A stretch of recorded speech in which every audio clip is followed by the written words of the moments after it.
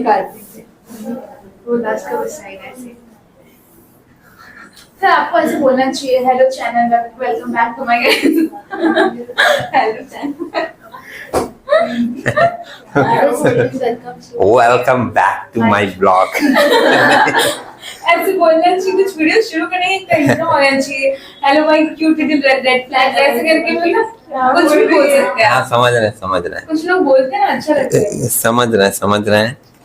मतलब जैसे यहाँ पर अब पढ़ाना लिखाना छोड़ के फिर वो बोलना शुरू करें, नहीं welcome to my blog. Welcome to my channel. अच्छा वेलकम टू माय चैनल। अपने आईडी का नाम ऐसा कुछ रखिए, स्टडी विद रश। इतना नहीं हो पाएगा बाबू, टीचर हैं हम, ब्लॉगर थोड़ी है। देखो सुनो सुनो सुनो सुनो, शांत हो जाओ। हम लोग ये जो पेपर कर रहे थे ना, और आप थोड़ा खास करके देख लीजिएगा, जैसे जो लोग बोले हैं इसमें लास्ट में कुछ क्वेश्चंस आपको रेशियो के भी मिल जाएंगे। ये मॉडल पेपर 1 हम लोग कर रहे थे, और मॉडल पेपर 1 का ना हमको जहां तक याद है हम 32 नंबर क्वेश्चन तक किए थे, समझे। और 2-3 लोग मेरे सपोर्ट में बोल रहे हैं इसका मतलब 32 तक किया था, और वो तो रिकॉर्डेड क्लास था, अपलोड भी हुआ होगा, देख लीजिएगा आप लोग। 32 नंबर तक किए थे, 33 से अभी करेंगे। हाँ, क्वेश्चंस को एक बार ध्यान से देखना। मिला, पेज नंबर 246 में है, 246 क्वेश्चन नंबर 33 से स्टार्ट करेंगे, ठीक है। क्वेश्चन बोल रहा है रिवेन्यू फ्रॉम ऑपरेशन ₹8 लाख, मतलब सेल्स दिया हुआ है हम लोगों का। सिंपल वे में बोले तो सेल्स है कितने का, 8 लाख का। ग्रॉस प्रॉफिट है 25%, मिला। ओपनिंग इन्वेंट्री है 1 लाख का, क्लोजिंग इन्वेंट्री है 60,000 की, और बोला है इन्वेंट्री रेशियो क्या होगा, इन्वेंट्री रेशियो विल बी, इसको हम लोग इन्वेंट्री टर्नओवर रेशियो भी बोलते हैं, इन्वेंट्री टर्नओवर रेशियो। अब पूछा गया ना, ये आपका रेशियो का क्वेश्चन है। जैसे मान लो आप बोल रहे हैं हमको रेशियो में कंफ्यूजन हो रहा है, तो हर बार मेरा स्टेटमेंट एक फिक्स है, क्या, कि जो फॉर्मूलाज आपको डिस्कस किए गए हैं, फॉर्मूलाज आपको लिखवाए गए हैं बेसिक, वो पहले एटलीस्ट दिमाग में होना चाहिए। तभी तो लाइन पढ़ के तुम्हारे दिमाग का वो फोल्डर खुलेगा और तुमको फॉर्मूला एटलीस्ट याद आएगा। जब फॉर्मूला याद आएगा तो फिर तुम समझ पाओगे कि अब आगे का स्टेप हमको क्या लेना है। समझ रहे मेरी बात। लेकिन जैसे लाइन पढ़कर तुम्हारा फोल्डर ही नहीं खुल रहा है, वो फॉर्मूला ही उसमें से निकल नहीं रहा है कि क्या इसका फॉर्मूला है, तो तुम तो वहीं धराशायी हो जाओगे कि कैसे होगा कैसे होगा, आ नहीं रहा है। समझ रहे हो मेरी बात। जैसे आप इन्वेंट्री रेशियो देके इन्वेंट्री टर्नओवर रेशियो पढ़े, आपके दिमाग में फॉर्मूला आ जाना चाहिए कि cost of goods sold divided by average stock, या इसको हम लोग cost of revenue from operation भी बोलते हैं, cost of revenue from operation divided by average inventory. Stock को हम लोग इन्वेंट्री भी बोलते हैं, समझ रहे हो। तो तुम इसमें निकाल लो। अब फॉर्मूला अगर तुम्हारे दिमाग में आया, सुन रहे हो, फॉर्मूला अगर तुम्हारे दिमाग में आया तो अब तुम इसमें देख लो, एवरेज इन्वेंट्री तो निकल जाएगा ना ओपनिंग और क्लोजिंग करके, और रिवेन्यू फ्रॉम ऑपरेशन दिया ही है, उसमें से ग्रॉस प्रॉफिट माइनस करोगे तो cost of revenue from operation आ जाएगा। समझ रहे मेरी बात। नहीं समझ आ रही है तो लिख के दिखा देते हैं, देखिए पूरी बात लिख के दिखाएंगे। अच्छा, इसमें ऑपरेटिंग इन्वेंट्री बोल दिया था, वो एक्चुअल में ऑपरेटिंग नहीं होगा, ओपनिंग होगा। सुने, कितना 33 नंबर है ना, देखो लिख कर दिखा रहे हैं। एवरेज इन्वेंट्री पहले तुमको निकालना होगा, एवरेज इन्वेंट्री पहले देख लो बाबू, फिर उसके बाद जब मेरा हो जाए तो अपना लिख लेना। बात समझे। फॉर्मूलाज में नहीं लिख रहा हूं, बस कैलकुलेशन कर दे रहा हूं। एवरेज कैसे निकलेगा, opening plus closing divided by 2। Opening कितना है बोलो, और क्लोजिंग कितना है 60,000 डिवाइडेड बाय 2 करके कितना आ जाएगा, 160 2 80 आएगा है। और तुमको इसमें चाहिए कॉस्ट ऑफ रिवेन्यू, तो कॉस्ट ऑफ रिवेन्यू कैसे निकलेगा, cost of revenue from operation, revenue minus gross profit. Revenue कितना दिया है? 8 लाख। और प्रॉफिट कितना है? 25%। इसी का 25% लेना होगा। 8 लाख का 25% कितना आएगा? 2 लाख। 25% का मतलब क्या होता है? 1/4। तो 8 लाख का 1/4 भी करोगे 2 लाख आएगा। अब 8 लाख में 2 लाख घटा देंगे, 2 लाख घटा दिए, कितना आ गया? 6 लाख। 6 लाख। अब आपको जो चीज चाहिए फॉर्मूला में वो दोनों मिल गया, जो मैं फॉर्मूला बोल रहा था, stock turnover ratio, cost of revenue from operation divided by average inventory. 8 सत्ते 56 मैंने 5,60,000 और 40, 8 पंजे 40, 7.5 टाइम्स। ऑप्शन बी है। देखा? तो चीजें पहले आपको याद रखनी पड़ेगी, बेसिक चीजें। किसी भी चैप्टर का हमको बेसिक तो कम से कम याद रखना ही पड़ेगा कि उसकी मीनिंग क्या है, प्रोसेस क्या है, फॉर्मेट क्या है, फॉर्मूला क्या है। ये याद रहेगा तो फिर कैलकुलेशन में आपको प्रैक्टिस करते करते चीजें क्लियर होती रहेंगी। नेक्स्ट एक बार देखना क्वेश्चन नंबर 34। ये थ्योरेटिकल है, इस पे ध्यान देना। Which of the following statement are false? कौन सा स्टेटमेंट इसमें से फॉल्स है? पहला लिखा है when all the comparative figure in a balance sheet are stated as percentage of total in terms of horizontal analysis। ये तो हमको सही नहीं लग रहा है, तो पहला ही ऑप्शन हमको फॉल्स लग रहा है, समझे? दूसरा लिखा है when financial statement of several year are analysis it is termed as vertical analysis। ये भी गलत है। जब हम लोग किसी साल के चीजों को बनाकर कंपेयर करते हैं तो वो तो ऐसे बनेगा ना, एक साल का बनेगा, फिर बगल में दूसरे साल का बनेगा, फिर बगल में तीसरे साल का बनेगा, समझे? वो वर्टिकल हो जरूरी नहीं है। तो ये सेकंड लाइन भी सही नहीं है। और थर्ड लाइन बोल रहा है vertical analysis is also termed as time series analysis. इन दोनों में कोई लिंक ही नहीं है। टाइम सीरीज अलग चीज होता है, वर्टिकल एनालिसिस अलग चीज होता है। तो ये तीसरा लाइन भी सही नहीं लग रहा है, समझे? तो यहां पर जो है वो ऑप्शन देखो, डी में दिया ऑल 3, 1, 2 एंड 3 दिखा, तीनों फॉल्स है। और ऑप्शन भी है डी नंबर ऑप्शन में 1, 2, 3 all are false. Next question है 35। In the statement of profit and loss of common size statement. Common size statement जब हम लोग बनाते हैं, कॉमन साइज दोनों का बनता है। कॉमन साइज पीएल का भी बनता है, कॉमन साइज बैलेंस शीट का भी बनता है। बात समझे? तो यहां बोला अगर आप पीएल का कॉमन साइज बना रहे हो, पीएल का, तो पीएल का अगर कॉमन साइज बना रहे हो तो 4 ऑप्शन दिया है। Figure of net revenue from operation is assumed to be equal to 100। सही है। जब हम लोग पीएल अकाउंट बनाते हैं ना कॉमन साइज, तो उसमें जो रेवेन्यू रहता है, रेवेन्यू फ्रॉम ऑपरेशन सेल, उसको हम लोग 100 एज्यूम करते हैं। और पहले लाइन में वही लिखा है, देखो कि सेल को हम लोग क्या मान लेते हैं? 100। जब पीएल का कॉमन साइज बनता है तो उसमें सेल को ही 100 मान लिया जाता है और बाकी सारा परसेंटेज उसी पर निकलता है। तो पहले लाइन में ही लिखा है कि हम लोग figure of net revenue from operation is assumed to be equal to 100। सही है ये लाइन। फिर है figure of gross profit is assumed to be equal to 100। नहीं। Figure of net profit equal to 100, ये भी सही नहीं है। Figure of assets is equal to 100, ये भी सही नहीं है। फर्स्ट वाला स्टेटमेंट ही इसका सही है। तो 35 का ए नंबर ऑप्शन होगा। ठीक है। बारिश होने वाली है, बारिश का मौसम ही है, होने दो, समझे? कोई बात नहीं, मौसम है तो हो गई बारिश। कोई नहीं लेके आया छाता, तुम चिंता मत करो। अच्छा चलिए, अच्छा है जो लोग लाए हैं, हम लोग कंप्लीट कर लें। देखो 35 हुआ, किसको 100 मानेंगे? नेट रेवेन्यू को, ऑप्शन ए। उसके बाद 36 में बोल रहा है Which of the following is not a limitation of financial analysis? Financial analysis का limitation नहीं है कौन सा? इसका मतलब 4 में 3 होगा लिमिटेशन, एक नहीं होगा, वो खोजना है।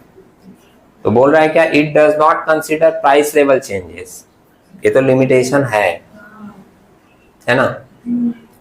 फिर है it is just a study of interim report, ये भी लिमिटेशन है, तो सिर्फ इंटरिम रिपोर्ट के बारे में बताता है। इसके बाद है इट में B misleading without the knowledge of the changes in accounting procedure followed by a firm. It may be misleading without the knowledge of changes. हाँ बिल्कुल हो सकता है, mislead भी हो सकता है ये। और लास्ट है it identify the reason for changes in the financial position of the firm. ये एडवांटेज है, सुने, तो जो एडवांटेज है वही डिसएडवांटेज नहीं है। क्वेश्चन में तो पूछा गया था कौन सा इसमें से डिसएडवांटेज नहीं है, तो डी नंबर पॉइंट जो है वो इसका डिसएडवांटेज नहीं है। ठीक है, 37 देखो, बोल रहा है if net revenue from operation of A firm is 15 lakh, net revenue दिया है 15 लाख का, gross profit is 9 lakh and operating expenses are 75,000. What will be percentage of operating income on net revenue from operation? ये सम्स हम लोग एक बार किए भी हैं, किसी और एक मॉडल पेपर में आया था जहां तक हमको याद आ रहा है। देखो एक बार करके दिखाते हैं, 37 नंबर है ना।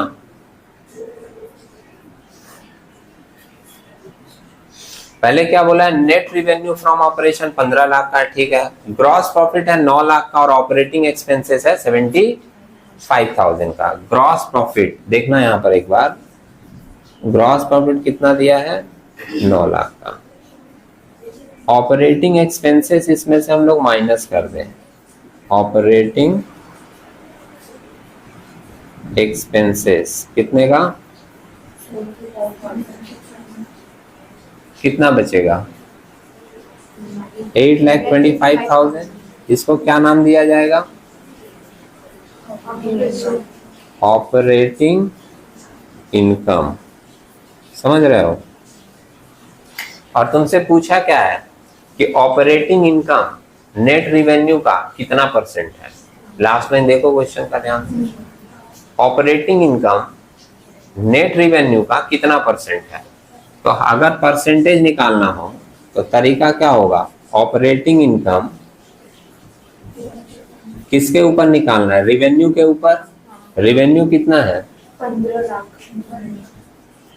इंटू 100। समझ लीजिए, बहुत सिंपल सी बात है, जिसका परसेंटेज निकालने के लिए बोले उसको पहले लेना है, और जिसके ऊपर बोले, जैसे वो बोला है कि नेट रिवेन्यू के ऊपर निकालो, उसको आपको डिनोमिनेटर में लेना है।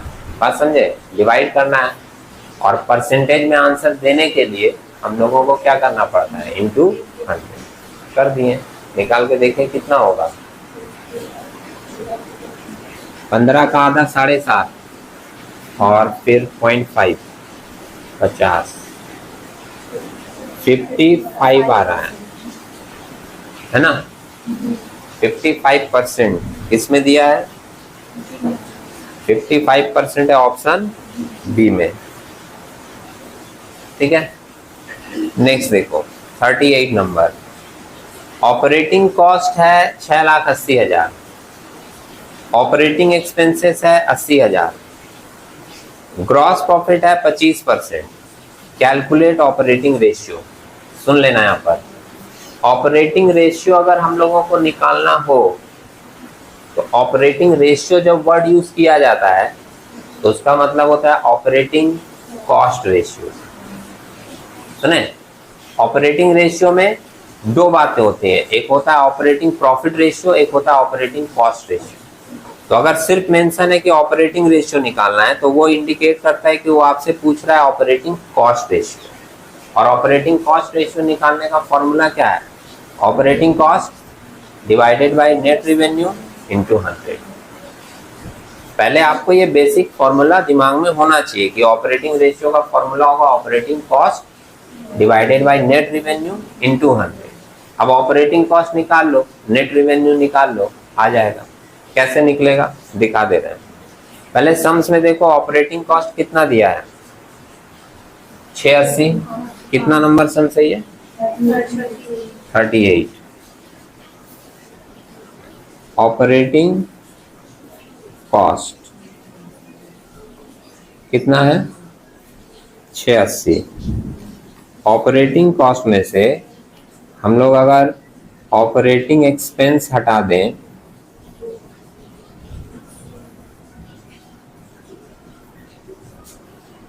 कितना दिया है 80, तो आपको जो मिलेगा उसको नाम दिया जाता है कॉस्ट ऑफ गुड्स सोल्ड। क्या नाम दिया जाता है कॉस्ट ऑफ गुड्स सोल्ड। समझे। अब सम्स में देखो ग्रॉस प्रॉफिट का एक परसेंटेज दिया है 25%। वो 25% जो निकला होगा ना उस सेल पे निकला होगा, मतलब रिवेन्यू पे। सेल पता नहीं है आपको। और हर बार इस तरह के कैलकुलेशन में बोला गया जो चीज पता ना हो उसको मान लीजिए 100। सिंपल। तो अगर 100 रुपए का रिवेन्यू होगा तो प्रॉफिट कितना होगा 25% बोला है। तो 100 की अगर रिवेन्यू होगी 25 प्रॉफिट होगा, तो 100 में से 25 अगर हटा दे तो बचेगा 75, वो होगा कॉस्ट, जो कि है कितना 6 लाख। दिख रहा है।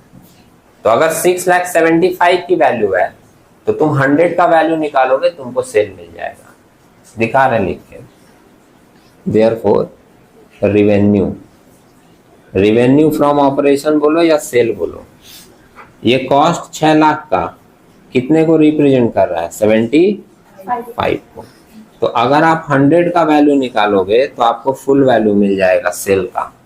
समझे। ये बात भी कई बार बताएगी। जितना का फिगर है उससे डिवाइड करो और जितने का तुमको चाहिए उससे मल्टीप्लाई करो। जैसे 75 का फिगर दिया हुआ है सम्स में और हमको चाहिए फुल वैल्यू माने 100 का।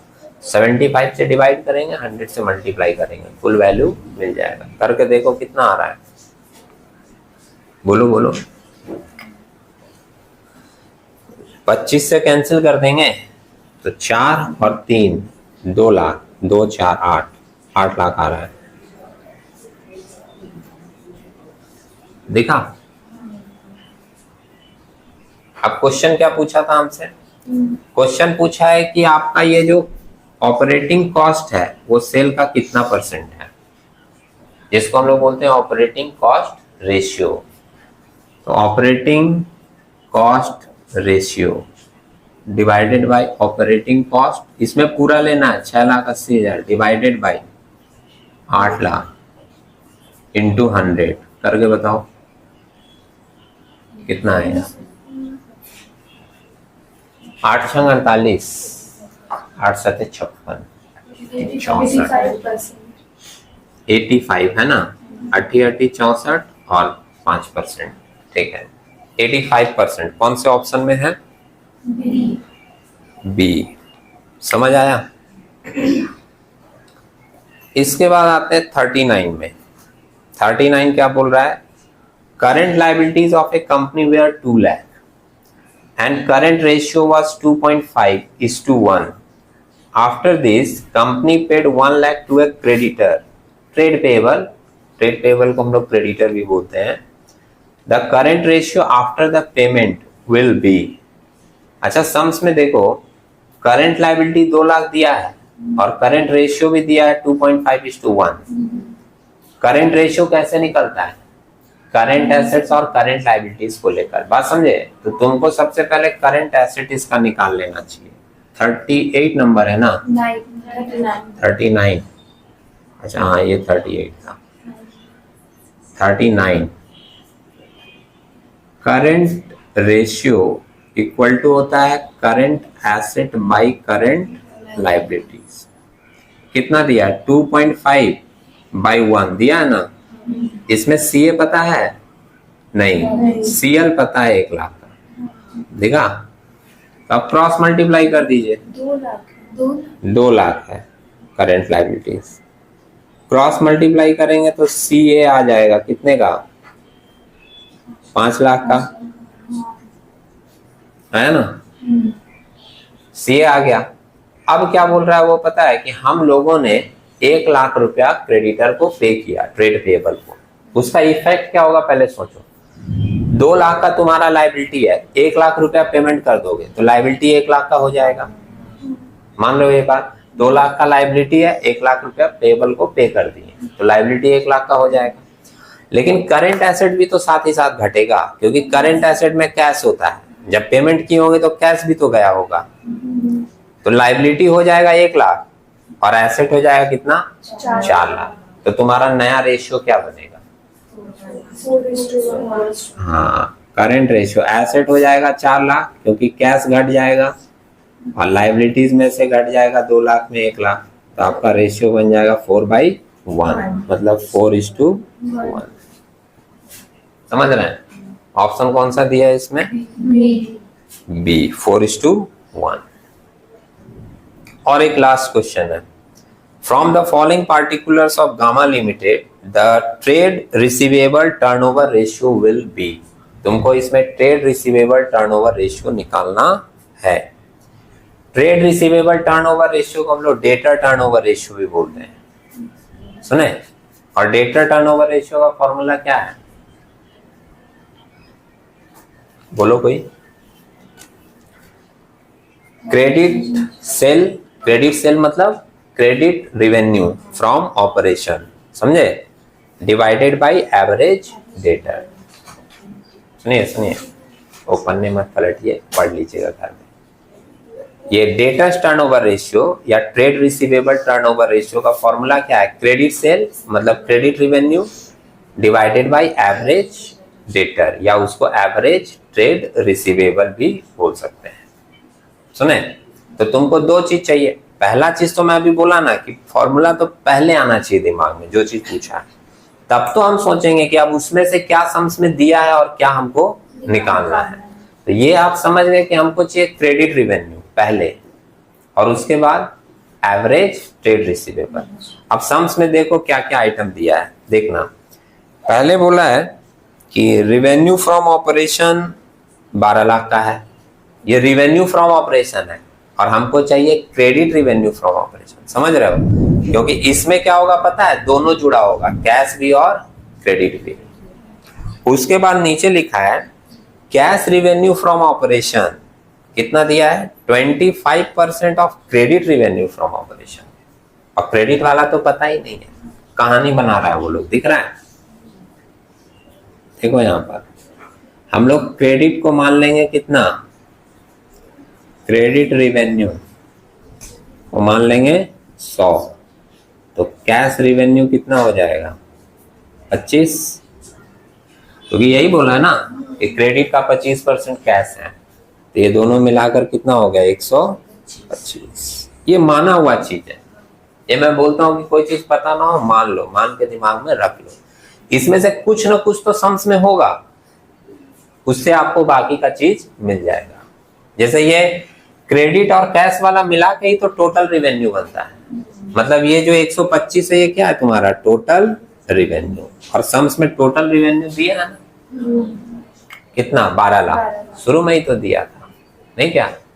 तो अभी हमको क्रेडिट वाला चाहिए, देयरफॉर क्रेडिट रिवेन्यू कैसे निकल जाएगा, देखिएगा बोर्ड पे, 12 लाख जो दिया है वो आपका टोटल है, टोटल मतलब वो कितने को रिप्रेजेंट कर रहा है 125 को, आप उसको 125 से डिवाइड कीजिए, और आपको चाहिए किसका, क्रेडिट वाला चाहिए, तो आप मल्टीप्लाई कर दीजिए 100 से, आपको क्रेडिट रिवेन्यू मिल जाएगा। कितना आ रहा है निकाल कर बताओ, हाँ बोलो, 9,60,000,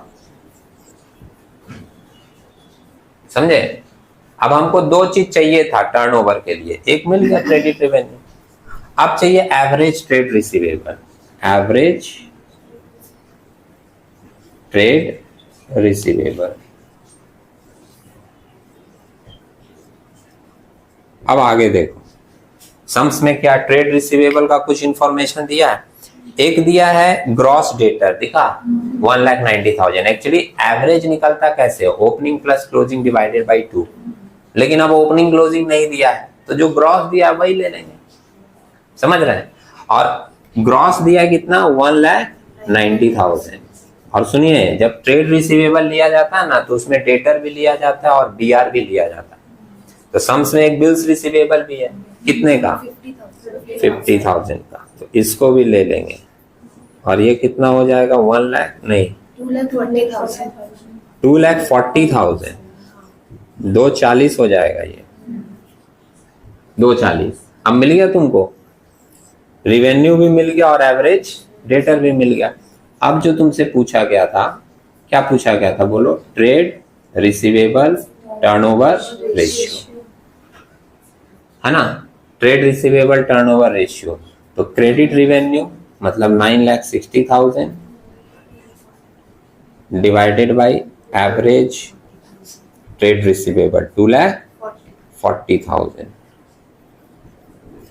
इक्वल्स 24×96, 3 आ रहा है, 24 चौके, सही बात है, मेरी गलती है, 4 बार में कटेगा, ठीक है, 4 बार में आ रहा है, ऑप्शन में है 4 टाइम्स, ठीक है, ऑप्शन बी। समझ आया बात। रेशियो वाला अगर किसी के मन में डाउट है ना, तो उसका फर्स्ट स्टेप है कि जो उसके बेसिक आपको पढ़ाए गए थे वो पन्ने एक बार पलट के आपको उसको देखना पड़ेगा और उसके फॉर्मूलाज आपको थोड़े दिमाग में रखने पड़ेंगे। तब जैसे पहला स्टेप तो यही है, उसके बाद है कि तुम जितना प्रैक्टिस करते हो उतना तुम्हारा दिमाग खुलेगा कि कहाँ क्या चीज कैलकुलेशन में कैसे लेना है। बात समझे। इसको नोट करना चाहो तो नोट कर लो, सही रहेगा, बाद में काम आ जाएगा। Thank you.